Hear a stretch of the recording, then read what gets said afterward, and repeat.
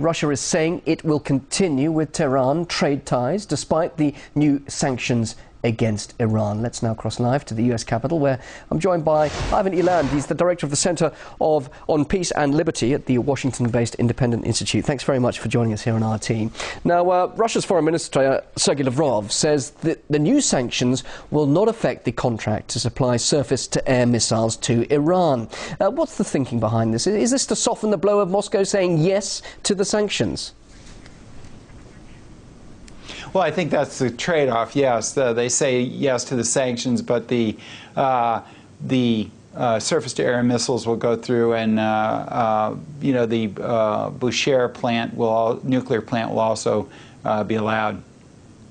Well, this deal has been on the table for about 3 years or so. It hasn't been carried out yet. But if it was to go ahead, do you think the US would actually be prepared, in effect, to turn a blind eye, in effect, and go along with Russia's deal to supply the missiles in return for Moscow supporting the sanctions, which, of course, it got Russia on board after a lot of pressure and after a lot of time? Yes, well, that may be one of the things that the United States had to agree to. We'll see if it happens. There's also something in the sanctions that said that the people who are adopting the sanctions must adopt vigilance. So the Russians could, under that, elect not to send the missiles, but there may have been a deal to get them on board with the sanctions that the missiles will go. What are your thoughts then? Will this fourth round of sanctions be effective, or will we have to see yet another round? Well, I don't think even another round will be effective, because these are very narrowly based sanctions on nuclear arms and against the Revolutionary Guard, who are ruling Iran now, essentially. And so I doubt if you'll see this affect the Iranian nuclear efforts at all. I mean, we had a comprehensive embargo. The whole world had a comprehensive grinding embargo against Saddam Hussein to get him to pull out of Kuwait.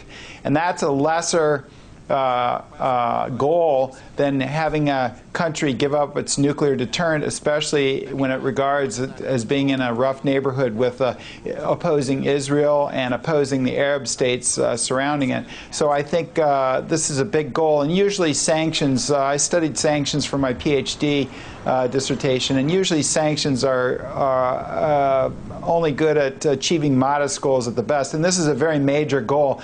I mean, the only higher goal, more difficult goal than this, is regime change, getting rid of the Iranian regime.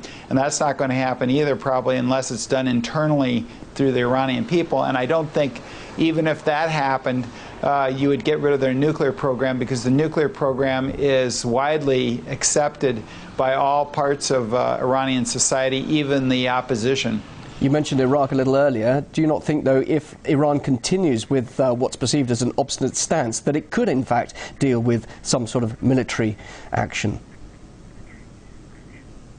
Well, I think that may be stopping Israel from doing it would be difficult. The United States could do it, but the problem is that's not really going to solve the problem. If the Iranians want to get nuclear weapons, they will, unless you're prepared to invade the country on the ground. And of course, we saw how that worked out in Iraq. If you think that was bad, wait till you try to invade a bigger country with mountains and a zealous opposition. So I don't think that's going to happen. Airstrikes might set back the program a couple of years if you could find all the targets, but they probably don't know where all the targets are. So I don't think there's a viable military option. Now, Israel may feel that it has to do something just to show that it's trying to do something, but I just don't think it's going to be militarily successful. And if the Iranians want to get at nuclear weapons eventually, they're probably going to do it. Just briefly, do you think Iran really does want to develop a nuclear weapon? Well, it's hard to say. They may just want to go to what's called a breakout capability, where they could rapidly get a nuclear weapon if they wanted to. Japan has that capability now, but Japan has made the decision for the time being that they don't want to be a nuclear power, simply because of their very nuclear as a result of getting 2 atomic bombs dropped on them. Iran may, for other reasons, decide that it doesn't want to go clear to nuclear weapons. We'll have to see what they ultimately want to do. But I think it's probably safe to say that they're at least moving towards nuclear weapons because they're trying to hide facilities from the international inspectors and that sort of thing. And that's not behavior that's usually equated with only a peaceful nuclear program. But whether they've actually made the decision to actually weaponize, that's something only the Iranians will know, probably. As always, it's always very interesting to hear what you have to say. Dr. Ivan Eland, Director of the Center on Liberty and Peace at the Washington-based Independent Institute, joining us there live in Washington. Thanks for joining us.